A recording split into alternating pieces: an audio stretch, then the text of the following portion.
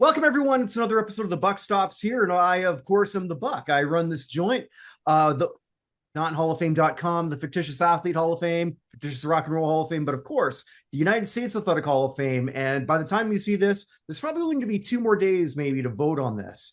And it's for the third class of the U.S. Hall of Fame, and it's just the way it sounds. Who are the greatest athletes ever to be in the United States in history? Some of the people we're going to be talking about later today might be nominees. Actually, I would bet on a couple of them for sure. But you go to www.theUSAHOF.com, do that now. And even if you don't get to it by the time voting ends for the third class, it's the same URL for the fourth class. And we're going to have that launched in the spring. And we're not here to talk about that hall. We're here to talk about the Pro Football Hall of Fame. And anytime I want to talk Pro Football Hall of Fame, I go to one of my good friends, Paul Lawrence, out in the football state of Ohio. That's right. Hohio. There you go. And we are here to home of the Buckeyes and the Browns. and the Bengals. And the Browns, the Bengals, Shedeur Sanders making history this weekend. That's kind of sad history, actually. But what did they say? Was he the first in how long to win his opening game? Yeah, I mean, that's not it. I mean, decades. Congrats for him to do it, by the way. And I've been sort of hard on him as some other information sort of has come out, namely that he could have been a Raven. But like you and I have said, it's not that we wish him bad. We just wish him to smarten up just a little bit and have half the career his dad did. And if he does, yeah. I don't think a lot of us appreciate the whole legendary hype business and all of that, which has been driving this for a while. But hey, and there's a bar there, and yeah, he's exceeded it in terms of they won a game, he played okay. They're gonna look on the rest of the season because the Browns are still gonna likely a top 10 pick in the draft, so they're gonna have a big decision next spring. Do they go after another top quarterback, or are they happy with Gabriel or Sanders? So the Browns need some time to see what he can do. So I give kudos to the kid. Go out there, play, and make your case. Yep, and maybe we'll be talking about you in one of these shows one day. Maybe. Well, today the episode is cornering on an announcement that happened this morning. The Pro Football Hall of Fame has made their announcements as to who are the 25, although in this case, 26 semifinalists for the class of 2026. I would like to do this by position, if you're cool with that. Yep, that'll work. All right. Well, we're starting off. Are we starting with a certain guy whose jersey is hanging behind you? Why, yes. We're starting off with Jasper the Corgi's number 23 jersey. No, I think the other side. Well, the other side. Okay, yes. That would be, yes, Drew Brees. I've rearranged the jerseys, one to honor a certain fallen Corgi. He was the first mascot here at Non-Hall of Fame. No longer with us, but if you look at old episodes, you can hear him barking here and there. But yeah, we're looking at the quarterbacks first. 3 have advanced, the exact 3 that pretty much everyone expected. Drew Brees, Eli Manning, and Philip Rivers. I don't think there's a whole lot of reason to talk about Drew. He's going to the finals. He's probably going to go in. My question to you, Paul, and I'm going to be sort of like putting that out into the Twitterverse or the Xverse, whatever Elon wants to call it. I think Philip was the better quarterback, but Eli is obviously the more accomplished in terms of the 2 Super Bowl rings and in terms of the word that we sometimes forget, fame. Is there a chance that Philip Rivers gets in as a finalist in this group? I think it's going to be very hard, but not impossible.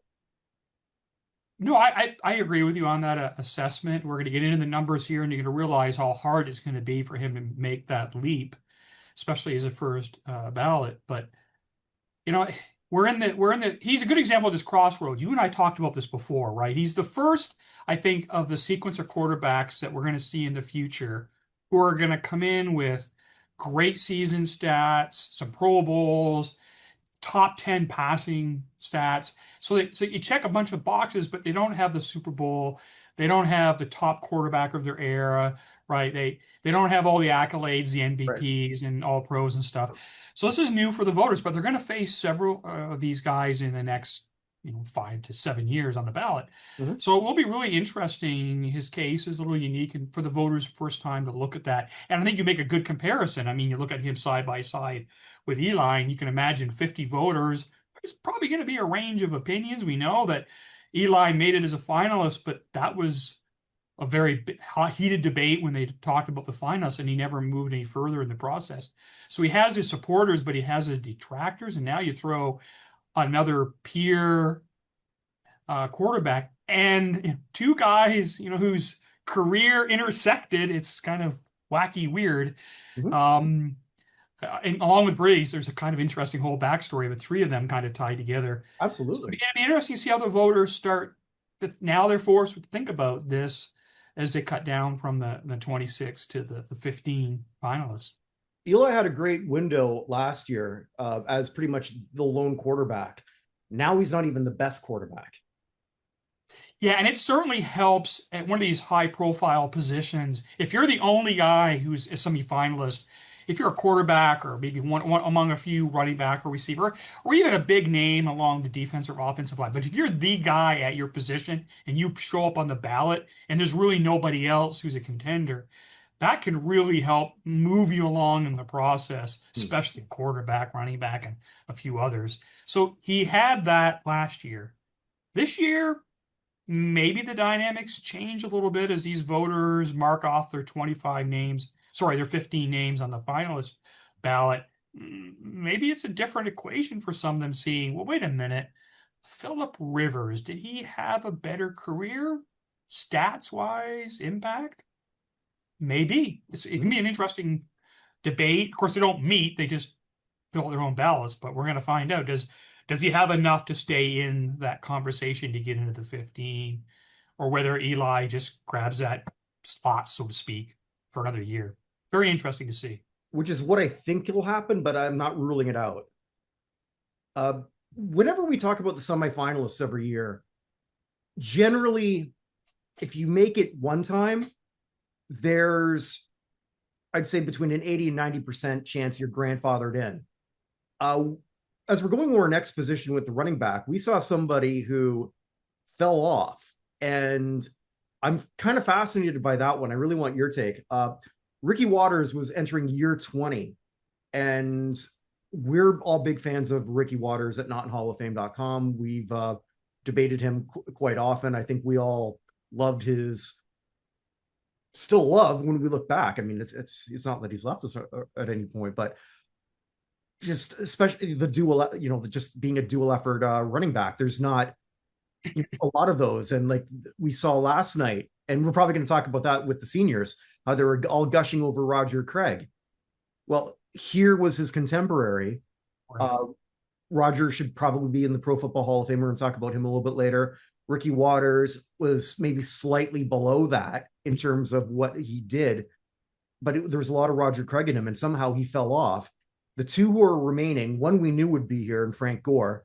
The other is the holdover and Fred Taylor. I'm going to be blunt here with you. I don't care if this is an unpopular opinion. Uh, if I could have a 5-year peak of any of those three running backs, I'm not picking Gore or Taylor. No, I agree with you 100%. If you wanted to have, that's a great way to kind of put it out. Like if you had a choice of the three and their peak, and you only could choose one, who would it be? And I agree with you. And I think probably the biggest surprise on this list is that Ricky Watters in his last year as a modern didn't stay on that list. We have seen him on the list, which means voters were thinking about him. We were hopeful. We knew time was running out before he falls into the abyss known as the senior pool, which is what's going to happen to him now next year in election 2027 and beyond. That he'd hang on, maybe squeak into the 15s where they meet and discuss. So he had that his case presented. Now he sort of falls into the dilemma that Roger Craig is in, where you fall into the senior pool, and heck, you could be in there for decades before you get a shot, especially under the current rules. But even the previous rules made it really, really tough. So I think it's really unfortunate. And I bet it was close for him to stay in. And I bet you there are voters who are upset that he's not going to be given that opportunity because, yeah, if you look at all of them, he certainly is worth having discussed as a finalist, and it's not going to happen for him this year or likely for some time. Well, Frank Gore, we knew was going to be here. And I think the biggest loser out of a lot of this is Fred Taylor. Taylor going into this he had the most rushing yards of anyone left over. And there were there still is so many great players who could have advanced in this spot. Fred Taylor, I like Fred Taylor, but Fred Taylor has never been one of those guys I thought was, even in his peak, was Fred Taylor a Hall of Famer? In real time, I never thought so. But I could say the same thing about Frank Gore. Frank Gore here's a guy who just never got hurt. Yeah. Was Frank Gore ever the top 5 in running backs? Maybe 1 year. If that, and he never was first team all pro. He never led the league in rushing. We're talking about Frank Gore here. Yeah. So you're right. I mean, and he played long enough. Yes, he's got a lot of 1,000 rushing seasons. So there's a few checks on that box resume that are pretty impressive. But your point is well taken. I mean, throughout his career, let's say multiple times, was he viewed in any given season, say 2 or 3 seasons, among the top 3 or 4, even 5 running backs? Not really among his peers. But voters love these guys who accumulate, play long enough, build big numbers. It's kind of like the Curtis Martin. This is the equivalent for a guy like Frank Gore, right? He had a similar career in that he played long enough, had a lot of 1,000-yard seasons. He eventually got elected. But in many ways, he didn't, like Gore, he didn't have all of the other accomplishments during his career, but it was enough. And I think going back to Fred Taylor, I mean, he's been a finalist multiple times, but he never advanced beyond the 15. He didn't get into the final 10 or the final 7 or 5 under the previous rules. So he's kind of been stuck there. And now you wonder, like, Gore could be a threat to him holding his space as a finalist, or he could be in there with Gore. It's kind of like the Eli Phillip Rivers thing, right? If they both get in there, then there's going to be a competition. And none of one of those guys are going to be very good slot a year from now when another top 10, arguably top 10 running back of all time hits the ballot in 2027, who has his own baggage, by the way, but it is a legitimate first ballot. Of course, we're talking about, I think. Yeah, we're talking about Adrian Peterson in 2027. So it's going to be a rough haul for this year and going forward for Gore and for Taylor. But Gore, it would. Let me put it this way: him in the final 15 wouldn't surprise me. If he doesn't make it, equally doesn't surprise me. But I think he will slowly make progress because, as we know, there aren't a lot of running backs coming out in the recent eras that are going to be B candidates. So he may have to wait a while. But once Adrian Peterson comes in and gets elected, there is going to be a gap there for a running back, and Gore will be positioned to get elected. It may take 3, 4, 5, 6 years. Who knows? I think it took Curtis Martin 2 or 3. It's going to happen. But that running position is, again, the dynamic is shifting, just like the quarterback one is. Yeah, Gore, as much as sometimes you can look down on a compiler, sometimes I do, sometimes I don't. Depends what side of the bed I wake up on. Yeah. But when I see somebody who's 15 yards shy of 20,000 all purpose, and that was not through being a returner, that's goddamn impressive. It is. And I would slot him maybe over Taylor because of that. Saying that, I mean, if you've got Gore as your running back for 10 years on your team, you're thinking, okay, I got something pretty good, but I'm always looking over my shoulder. Can I upgrade this? Always. Fred Taylor, maybe for some of those years, but not all 10. And no, it's a fair point about Gore. Of course, the counter argument was nobody was able to replace him. That's true too. There's this backstory to Gore, right? His college. I mean, he tore his knee, right? Major knee reconstruction surgery, I think twice, right? In college. So coming into the NFL, nobody knew what kind of career he would have. I think it was probably the view you had, right? We're going to have this guy, he's going to play for us, but we're always going to be leery because he's one injury away from a trifecta of major knee work, and we're always looking for the next guy. So it's applaudable in terms of looking where he's able to come from as a highly lauded college player to two devastating knee injuries and be able to play that. Nobody, I don't envision that he would play that long and consistent. So kudos to that. But as you pointed out, there are a few flaws on that resume, which means he's going to wait, which I think is fair. But it does change the whole mix of the running back kind of queue, if there is one in as we move through the hall candidates. Well, with the what, I think we can both agree that there isn't a logjam yet in running backs, but wide receivers, it feels like it's been that way, God, since I've been paying attention. And I don't know, you've been paying attention a lot longer than Yeah. I have. So, and now we've got a new head dog who just bumped everyone back, that being Larry Fitzgerald. I think a lot of people, put myself in that category, we're already expecting Drew and Larry to be there. And everyone else is fighting for those possible 2 spots, maybe 3, we don't even know. Returning is Torry Holt, who I thought should have been in there a long time ago. Reggie Wayne is here. And then the outliers, we have Steve Smith Sr. and Hines Ward. We could easily see 3 wide receivers in this group, especially considering we're already putting in Fitzgerald as a lock, and Torry and Reggie have already been there. It takes a lot to fall from finals to semis. It doesn't happen very often. I don't think it's going to happen this time either. Well, in the case of Holt, the rules changed last year because he made the final 7. He automatically will move in and be among the 15 finalists. And I think he has been impacted greater by the rule changes and the math that ended up having only 3 elected moderns last year when normally we had seen 5. I suspect he was the so-called bubble guy. He probably was close to getting enough votes to be elected. The maximum is 5. They only elected 3. He might have been the 4th.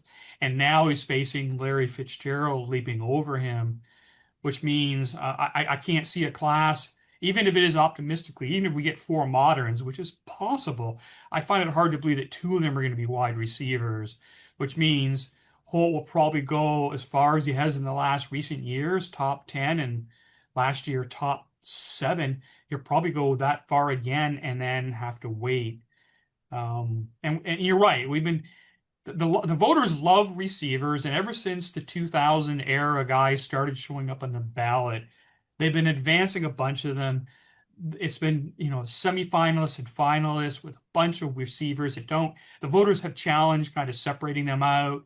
They work through some of the logjam of the guys from the 90s, but now you're right. We're ongoing looking at, well, we still got, you're right. We're probably going to end up with 3 in the 15, and 2 of them have been on that ballot, Holt and Wayne, for quite a while, and they will stay there again. Steve Smith made it last year. Maybe he stays in the finalists. So there's another one. And it doesn't get resolved because the class is going to be small, and Larry Fitzgerald deservingly leaps all of them. So we'll look forward to having this same debate about too many receivers on the ballot and how to sort them out a year from now, when somebody else has joined the ballot that we can talk about another day. I just want to point out too that my prediction for Hines Ward 20 for 20 is looking really, really good. And that Yeah. 20 for 20 is a semifinalist and never a finalist. Yeah, that's just something we just don't see that. And I know he's got his strong advocates among the media and the fans and even some of the voters. I hear it every year, and I get where they're coming from. But when you look at the numbers and the small class sizes, how can you elect him over other receivers, let alone all of the other deserving? So every year he just doesn't rise to the top. And I don't see a path. I really don't see a path, especially if the classes continue to be 3 or 4 moderns. Looking at who's on the ballot and who's coming on the ballot in a whole bunch of positions, not just receiver, of course, I don't see a path for him as a modern. I really don't. Which is, I feel bad because, he's been in that position so long. you would like to see guys advance and just sort of get it over with and be elected, but he's going to, I think, unfortunately, be part of this discussion for many years to come. Here's one of your guys, you being a Cowboys fan, for those who aren't aware. Jason Witten, he makes his debut. Could have been here earlier because he did come out of retirement because he retired in 2018. Had a full head of hair and then he didn't anymore.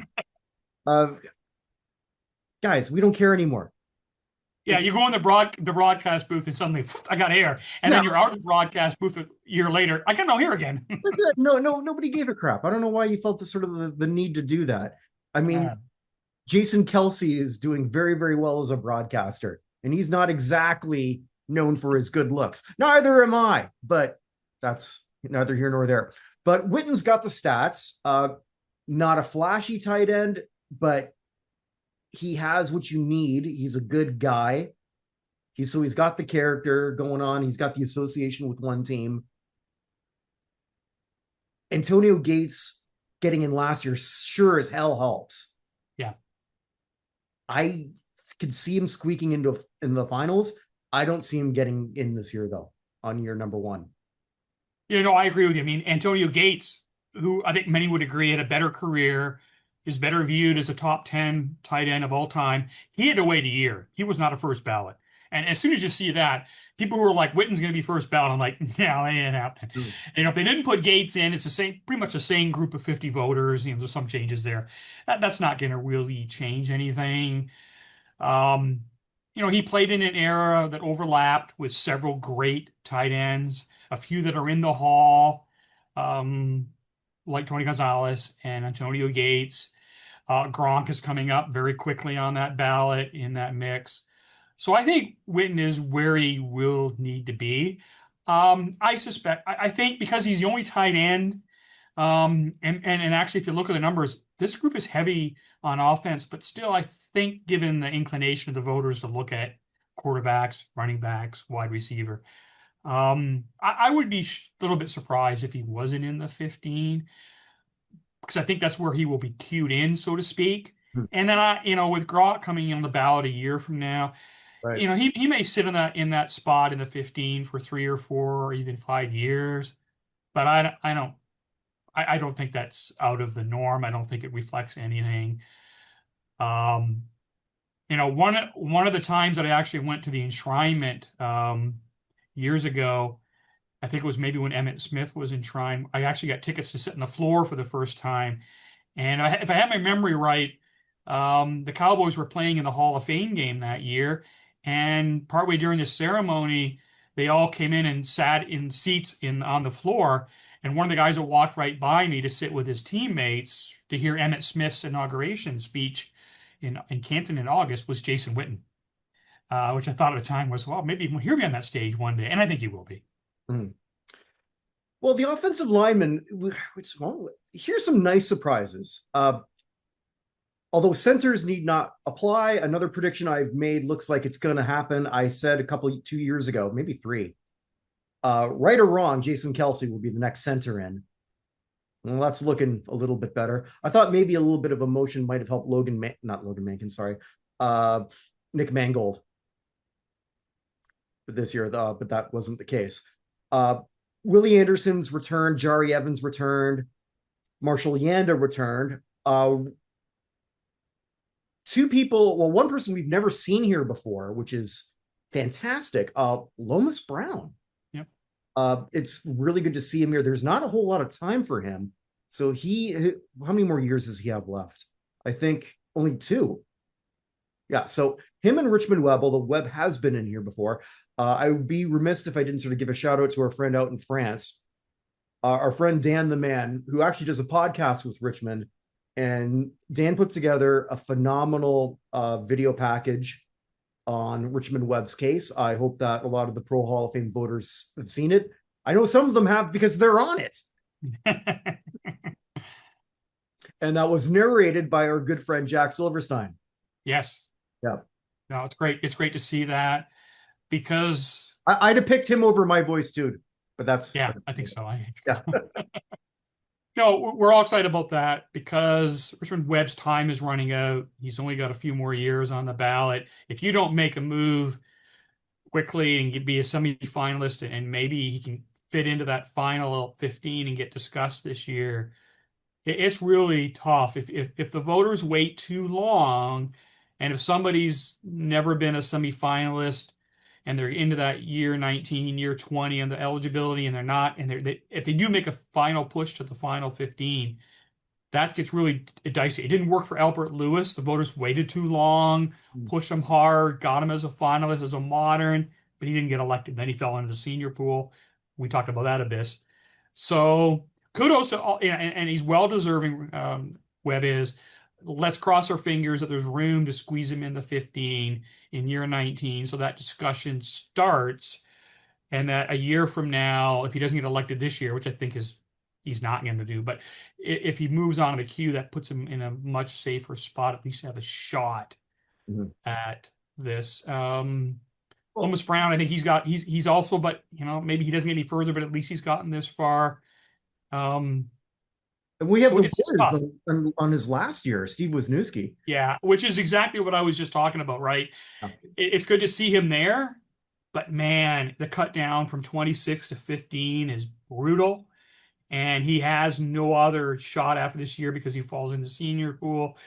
He's a guy that would have been nice to see, like Richard Webb, like get into the semifinalist a few years before, and use that as a way to advocate harder. Because I know Steve Wisniewski has his supporters. He's got great credentials. He's kind of been forgotten by the voters. He's a guard. Even by his own team base. Yeah. How many times have we talked to Raiders fans? Yeah. And I can't tell you how many times I'll start off with a player, and I want to get to Wisniewski, and we're going all over the board before we get to Lester Hayes, Jim Plunkett, yeah. I know. It's too bad because his prospects are very, very dim, and guards have a tough time as it is. And you already mentioned there's really no room for him to 15 because those two guards you just mentioned, not only were they both finalists last year, they made the final 10. Both those guards. Now, I don't think either one of them get in this year. The voters are going to sort out which goes in first, but they're well positioned early on in their eligibility, and they're going to be the next guards. And after the guy we're going to talk about in a minute, Anderson, they're primed to be the next offensive lineman to get in the next few years. I think in a perfect world for me, even though obviously this is a Saints guy, I love Jari. Love him. And when he was a finalist in year one, I was very happy about that, because not because I thought he deserved to be a first ballot inductee, but I think he does deserve to get into the Hall of Fame. I just didn't see him progressing this quickly. And with offensive linemen, we see this all the time where are they, or why this quickly? And with all due respect to Willie Anderson, Anderson is one of those guys also. He was floating well under, and then bang, here he is. And in my perfect world, Brown, Wisniewski, and Webb are the three that go to the finals just to help them out. But that's probably not going to happen. Probably all three are not going to. I'd like to see at least one of them get through. But if it plays the way we think it will, and usually it is, so if Anderson and Evans are returnees, as was Yanda, one of those guys has to get in. Like which offensive lineman's coming up next for next year? I don't know if you have that ready. My recollection is I think we got a few years before we have a really serious like first ballot. If not first ballot, certainly will be elected guys who we consider like first ballot finalists. Yeah. You mentioned a guy, Jason Kelsey, is the center. He's certainly, a few more years out, but he's a guy that we would fully expect to see first ballot finalists at least. So there is some room there, but as we said, the problem that Wisniewski and Lomas Brown and Richard Webb face isn't the introduction of new offensive linemen on the ballot. It's just they're running out of time. Yeah. And for whatever reason, Willie Anderson has been advanced. He made the final 7, which means he's an automatic finalist and likely will get that far this year and could be elected. I see his case, but like you, if you gave me the group of players we've just been talking about, I would have Willie Anderson at the bottom of that list. But it's clear the voters feel differently because they moved him along quicker and got him primed, basically, as to say, right waiting on the bench. He's the next tackle, maybe the next offensive lineman that gets queued in. And he has Willie Anderson, regardless of how we feel about it, just the way that this is playing out, he has a really, really good chance I'm to not be even elected. against Willie Anderson. I just No, I'm not either. It's but just where he falls among the other offensive linemen, where he falls among the other 15 is kind of my view on him. well, let's move on the other side of the ball, which is certainly not as well represented. Uh, Yeah, it's a lot lower number, which is yeah. impressive. Well, we have our first nice surprise. I know our good friend Evan Nolan is very, very happy. With three defensive linemen, Robert Mathis returning semifinals as Vince Wilfork, but his happiness, even though he's a diehard Pats fan, he is pounded the table for Mr. Minnesota Viking, Kevin Williams. Yes. And here's another guy. Why the hell has he not been talked about before? If you're going by the first team All Pros, what is he, 5? Yeah, 5 first team All Yep. Pros, associated primarily with one team, which certainly helps. This the stat wise, if you're just looking at pure stats, maybe it doesn't help them, but these guys are smarter than that. Yeah.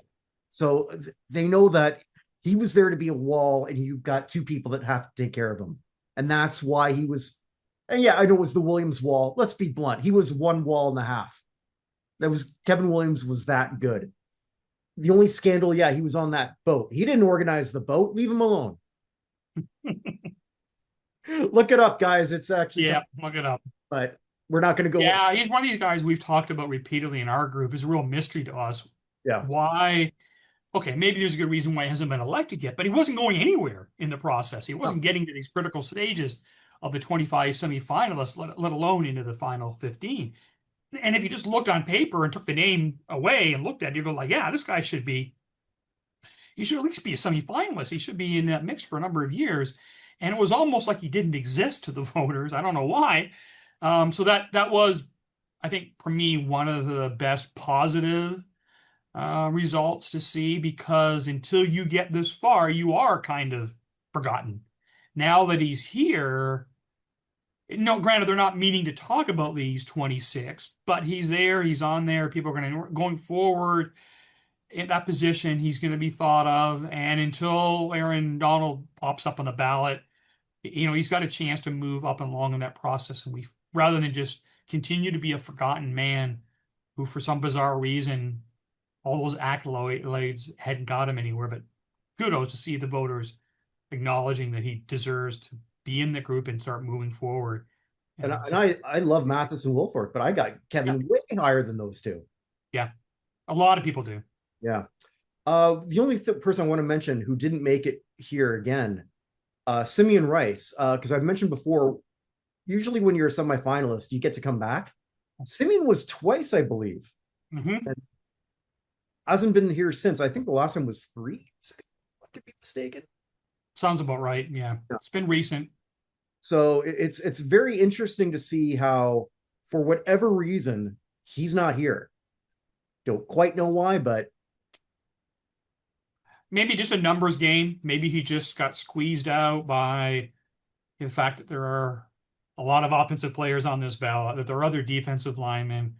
So I think we'll have to watch his case closely to see going forward whether he gets back in, because we've seen players step off the semifinalist list and come back. But boy, I mean, the clock keeps ticking. You don't want to get off this list and disappear for a long period of time. No, you definitely don't. With linebackers, we only have 2, and what a pair. 2 defensive players of the year, Luke Kuechly, who I incorrectly predicted was going to be one and done last year. That was not the case. I certainly watched him kick ass many times in the NFC South, and Terrell Suggs. So these guys are absolutely going to be in the Hall of Fame. It's just a matter of, will one of them get in this year? Both probably not. The numbers are not their friends. Who do you have higher on their pecking order? Well, I think Luke Kuechly checks all of the boxes. He had a shorter career, but his peak was high. He has all the accolades. And the voters know this because they advanced him into the final seven last year, his first year on Mhm. the ballot. And again, as we said, under the new rules, the institute of this year, you make the final seven, you're not elected, you automatically become a finalist the next year. So he's going to be in the final 15. Not only that, I predict right now he will be in the final seven. And Okay. if there was a legitimate Vegas prop bet for this, and I said that somewhere there is, after Drew Brees and Larry Fitzgerald, I would put my money that Luke is the third Hall of Famer in that class. There's four, but I think he's got a really good shot. No, Damon Jones. No, no, no. Paul. He was speaking rhetorically. He doesn't really want a bookie. Sorry. Yeah, yeah. I put 100 down on Uh, Luke at the Hall of Fame. I'm sure that prop bet exists somewhere. I wouldn't even know where to find any of these bets. All these guys getting in trouble for bets. I don't even know how you make them. I don't know either. I mean, I've been to casinos. I've seen the prop betting. That I kind of get, So but I never out in saw the the wild, I have down in the no first. idea how I would put money on how many touchdowns, Shedeur Sanders is going to score this weekend in the second quarter. I mean, But that I can possibly see possible. It's when you have like the eighth guy on the bench and you can bet on how whether he gets more than 4 points. yeah. How? Who takes these things? Well, there's There, as the expression goes, there's a sucker born every minute. I guess so. I don't know that, but that's for a different show. Yes. Yeah. So either way, I think we're both high. I think everyone should be high on those two. I'm really pulling for Luke. It's sort of funny when they're not kicking my team's ass anymore. Then I can pull for them. Yeah, Like and he's certainly in that queue. I mean, if he doesn't make it this year to be close, and I think he's got a pretty safe spot in terms of the best linebacker on the ballot for a few years. So yeah, and you get as far as he did in your first year. I mean, final round of seven.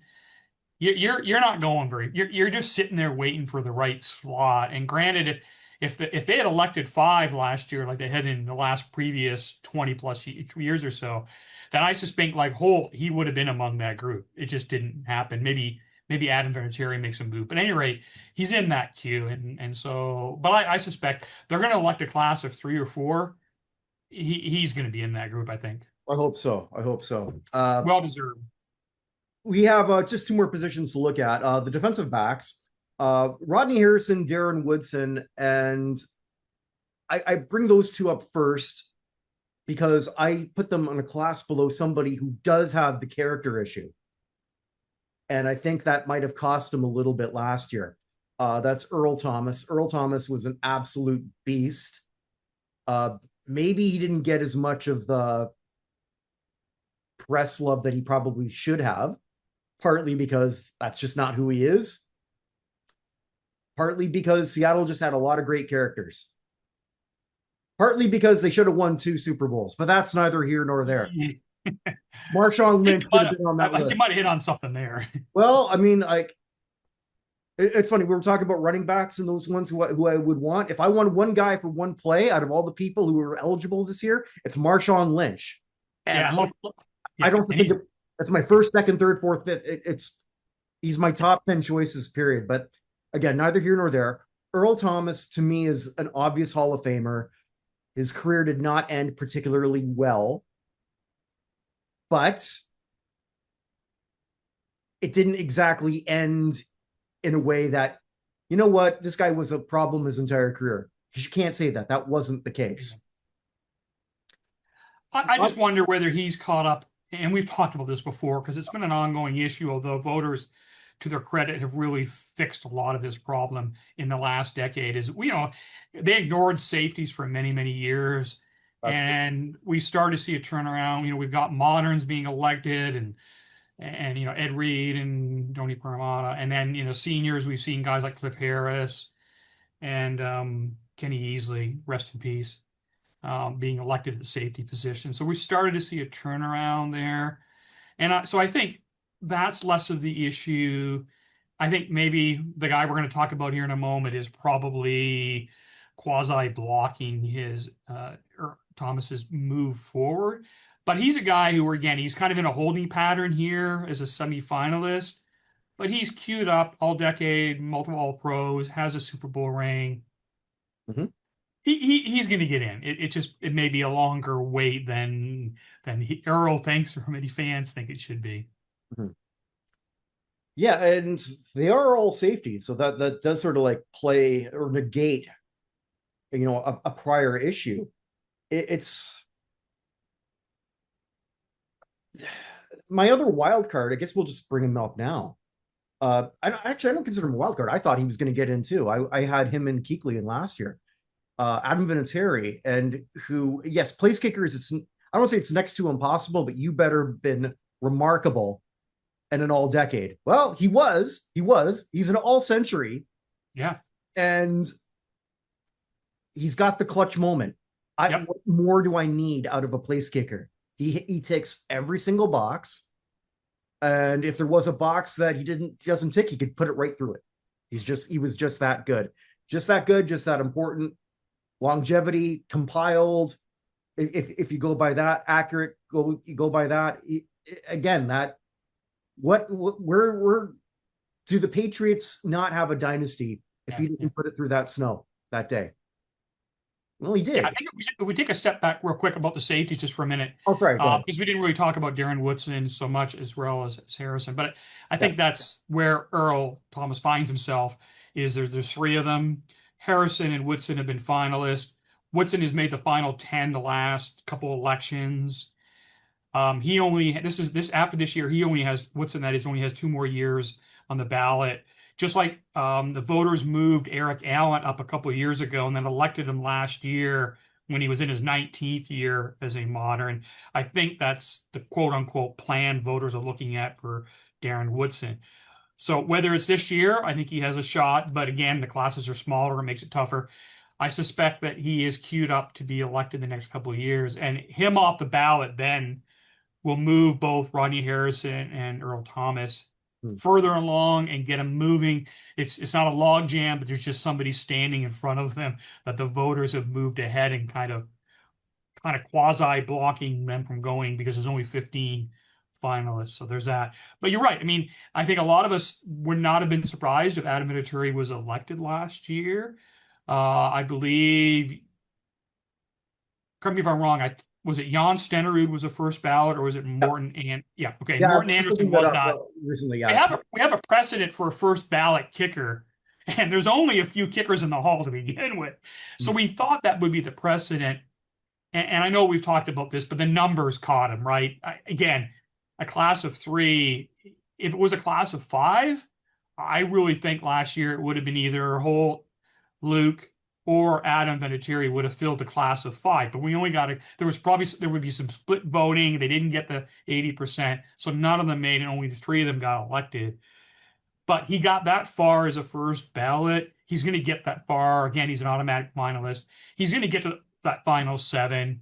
And he has all the accolades like you mentioned, and he has no competition on the ballot, which means he's just sitting there in his chair waiting for room at the hotel room or whatever. And he's waiting in the lobby for them to give him a room. And that's going to happen within the next few years, no doubt.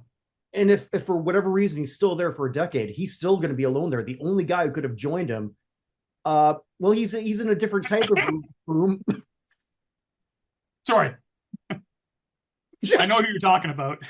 Well, whatever. Dumbass. You also wanted to bring up, we had the 9 semifinalists and the seniors, and I want to throw something out at you. For those who aren't unaware, or are unaware, sorry, nice English, Kirk. Good thing I was a major in English. A lot of good that did me, huh? Qualified me for any job involving a paper hat. But we're in year 2 where they're going to be putting forth a contributor, a coach, 3 seniors, and you can only vote for 3 of them and then hope for 80%. And with 2 minimum to get in, and no, actually 3 minimum to get in, right? Okay. Mhm. And so we don't even actually know if they all get 80% or not. Right. We'll suspect that they don't because the math just tells us that I didn't have to go that far in math class to know that the odds aren't that good. So when I'm looking at these 9 people, I almost feel like, especially from what we learned last year, where Sterling Sharp got in, and he was up against Maxi Bon, and I'm blanking on the other individual. I apologize. Jim He Tyler. Jim Tyler, thank you. Both of whom who were not included this year. I tweeted that, and our friend Ron Katz said, "Well, it's a different group, so maybe it's not that surprising." But I thought it was interesting that those two did not come back, and maybe because even though it was different people who are part of this committee, they know that why am I going to put forth these people again? If I'm a conspiracy theorist, or if I'm someone who wants to sort of like fudge this a little bit, I'm putting 2 old guys against one of the newer guys who I think has a legit shot. That sounds awful because I can make a case for every single one of these guys. One of the older guys who I put up as a pawn, who I think might deserve it more than any of them, is Eddie Metter. I think anyone who sort of like does like a just quick look at his career as one of the top defensive backs, we were talking about defensive backs, like he was that guy in the 60s. Sorry he wasn't part of the fearsome foursome. Sorry he didn't get a Brady Bunch episode. Yeah. Right. Deacon Jones, So look up, kids. But I would put forth him, another guy, and then maybe just say, okay, who's my guy that I really want in? yeah. Is it Roger Craig? Who, if you're a voter, you can wrap your head around that. Oh, okay. Especially when you saw him last night. Holy crap, he still looks like he could go for 100 yards. Yeah, exactly. How good did he look? Yeah. He looks fantastic. You could do that for, I don't know about Ken Anderson, but it's always still the sexy position at quarterback. You could maybe sort of, the only other person I think you could put forward and that a modern group could sort of understand would be Joe Jacoby. Yeah. 3 Super Bowls, 3 quarterbacks, all 3 quarterbacks not in the Hall of Fame, never going to be. Yeah. Only one guy in that line is in. Yeah. Hogs, Crazy. done. Yeah. And So, you've laid out an interesting scenario that our good friend Jack Silverstein first posed this about a year ago when he started looking at the math. yeah, And we didn't really know how it was going to play out, but he was thinking, well, oh, it's going to be this, 5 guys fighting for 3 slots. You need 80%. It's going to split up the 150 total votes all over the board. And he speculated like maybe the committee might do exactly what you're saying, is kind of advance 2 guys who like they're not going to go anywhere, but my third guy is a guy that I'm going to put that I think is leaps and bounds above, and he's going to draw in all the attention. Now, last year, I don't think they really did that. All 3 guys, but in his seniors, were among folks that we thought were the top, contenders of at that time the 9 senior semifinal. By the way, as we record this today on November 25th, the senior blue ribbon panel is currently probably already finished their deliberations online voting and have already selected their 3 senior finalists for the class of 2026. That will be announced in early December, along with the 1 contributor finalist and the 1 coach finalist. Those were decided in the last few weeks, but have not been announced. So that's kind of where we are in the timeline. But I think, we can get into that when that announcement comes out in a few weeks, when we see what that group of 5 looks like. But you're right. Only 1 of the 5 got in last year. It was a senior. Congratulations to a well-deserved Sterling Sharp. But the math is still, and I've heard that a second one was very close. So the most we might hope for out of a group of 5, which includes these seniors, is 1 or 2. We may be looking at a situation. I've been warning people about this for a while, and others as well. We may not get a senior elected. It's just the numbers may not. We'll talk more about this when we get a chance to look at the for 5. those who might be wondering why, right? Because we're suspecting, we don't know for sure, but we're suspecting at this point that the coaching nominee is likely going to be Bill Belichick. And we think that the contributor nominee, they put forth Ralph Hay, who should have been in. Ralph Hay should have been in before I was born. Yeah. And if you're wondering who the hell's Ralph Hay, he's the reason you're watching this and everything Yeah. on football. Yeah. He started it all. That's all I have to say. But we think that they're not going to do that again, just because, like, why hurt themselves? And we think it's going to be Robert Kraft. If it is, Yeah. So you have 2 out of the 5 who are, I'm sorry, but they're going to be seen as viewed as stronger overall resumes than any of the 3 seniors absolutely, that go forth. And and they then should be. you run the math, and there's 150 total votes you need to cross the 80% threshold. You can get enough votes to get Bill Belichick in, maybe enough to squeeze in a guy like Kraft, but then the rest of the votes get split between the seniors, and nobody gets enough. And then that's how we end up with 1 or 2 and not 3. The math makes it very hard to get those 3 out of 5 elected. And this may be how it plays out. And I would also argue that, let's just say it isn't Robert Kraft. Let's say that blue ribbon panel decided a few weeks ago, hey, we're going to push Ralph Hay again. We made the argument last year. We're going to go in again, push him hard again. They might try to do that. I think there's going to be voters who they might swing. There's voters we heard from last year who said, who is Ralph Hay and why in the heck isn't Robert Kraft here? So you're going to have voters among the 50 who were like, they're going to feel the same way now as they did a year ago when it came to Ralph Hay. Where is Robert Kraft? So I suspect Robert Kraft will be the guy. We don't know. We won't know for a few weeks, but we've kind of gameplay this out scenario wise. And this is the most unfortunate thing about looking at the high quality of 9 seniors that we had and the 3 that will be finalists. We'll hear about them in a few weeks. How tough of a path they're going to have. Very tough. And just we'll just go through those gentlemen, give them their due. Ken Anderson, quarterback. He's been very far before.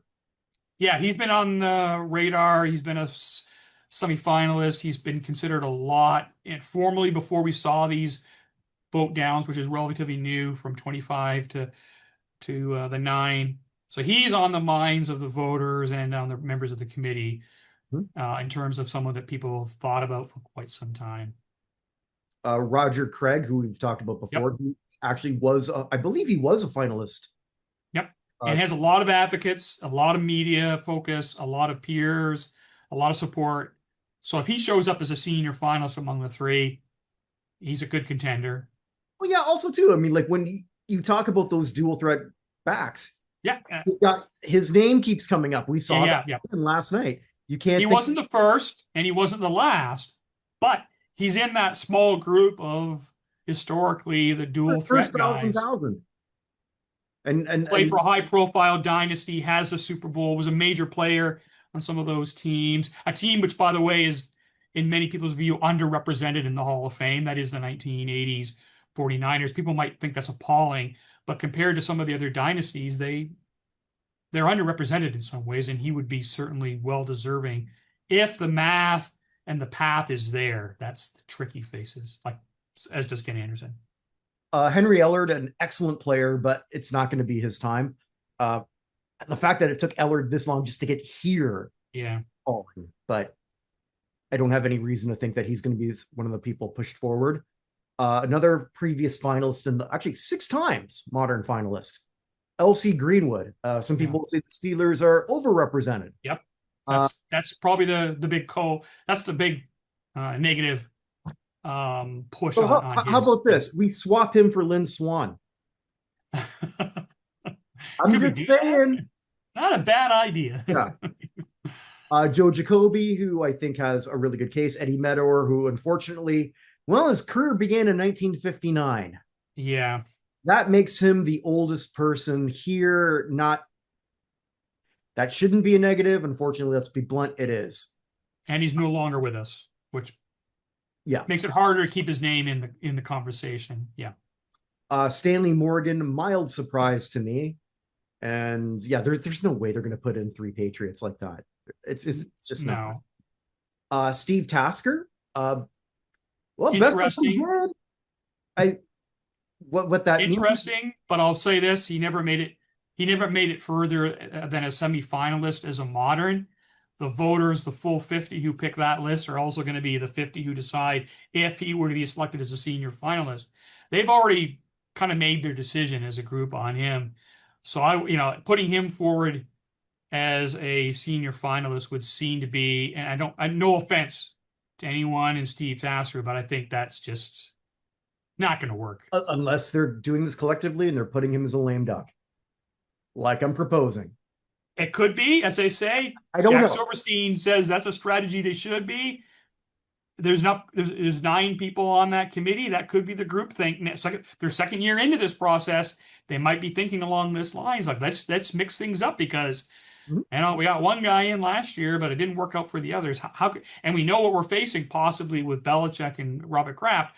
Let's stack the deck, if you want to say, and really strategize and put forth a system where we can get one of our guys in. I'm not saying that that's what I would do, but I'm saying that's what I would do. It's an interesting strategy. There's no doubt, a valid one. And one guy I absolutely love, but unfortunately I seem to be in the minority, Otis Taylor. Yeah. Just a phenomenal career. Just to check out everything that made. Well, and the other problem, there's 3 wide receivers in this group of 9, right? Yep. I mean, that's going to be really tough for the group to sit down and kind of parcel out. Does that mean, how do you get one of those to elevate to the top 3 when it's tricky? You're going to put them up against probably 4 wide receivers because they're now fighting against each other.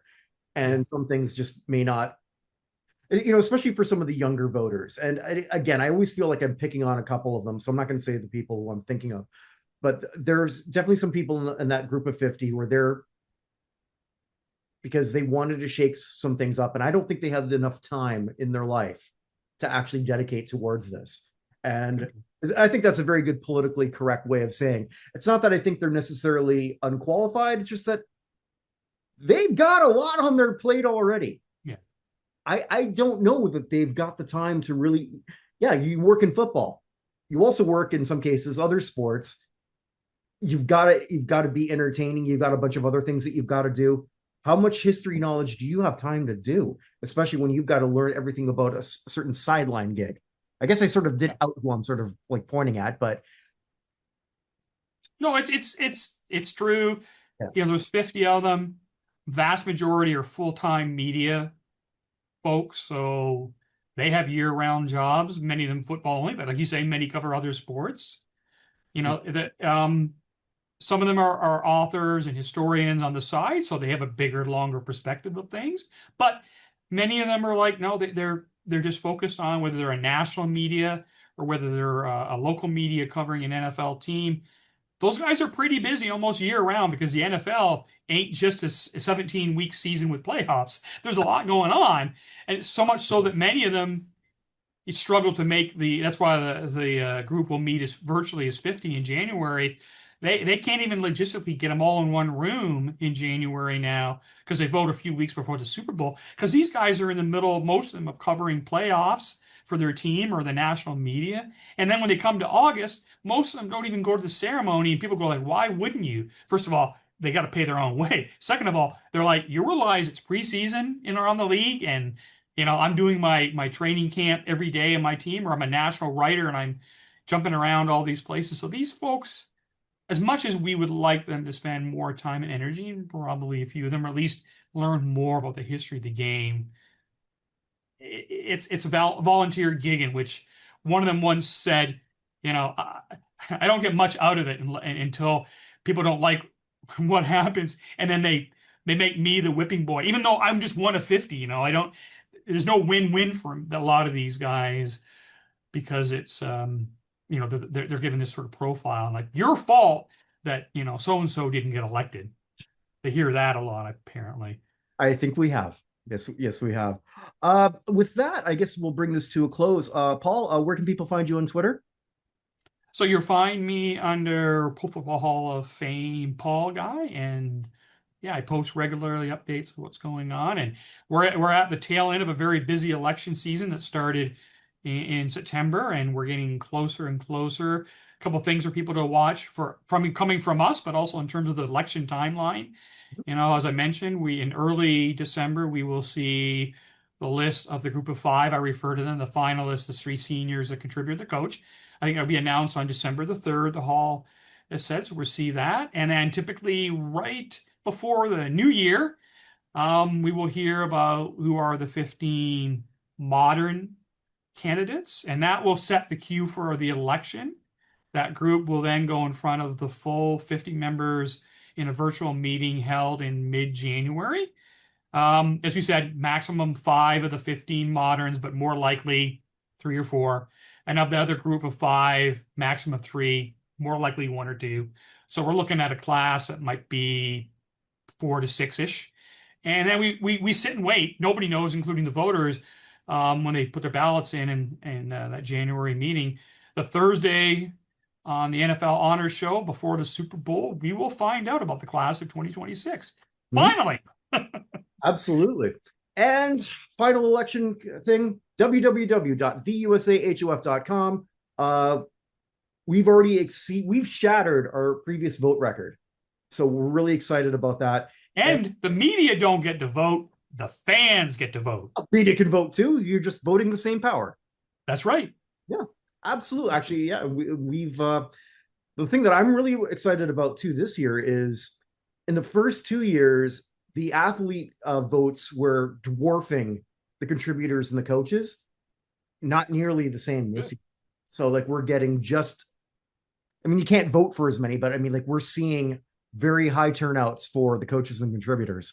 And our contributors section, I think it's like fascinating. Yeah.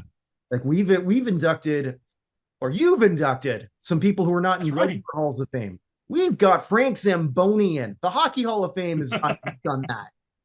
Huh? It's the power of the people. Absolutely. Dr. James Andrews. Huh? Yeah. That's right. But on the ballot, he's not doing well. I shouldn't have said that, but yeah. I don't know why. Hey, anybody can vote for anybody. Anyone can vote for anybody. Well, not for anybody. There's no write-in vote. But, anybody can vote for anybody on the ballot. On the ballot, absolutely. You can actually vote different days, too, because it resets. So we're really excited about that. Paul, you're going to... I don't know when we're doing the announcement show, but once I know it, I'll let you know. And maybe if you want to be a part of that and jump on. Sure, it'd be fun. Yeah. So then that way you can sort of like hear that live. The only ones we'll know. Yeah, I'm gonna jump off here and I'm gonna proverbially stuff the ballot box. So let me go. Ohio State. Woody Hayes is on the ballot. Woody Hayes suddenly gets 50 votes. Why did that happen? It could have been the ghost of Woody Hayes. It seems like things have happened. But anywho, wherever you are, wherever you may be, make today count because it never comes again. Take care, everybody.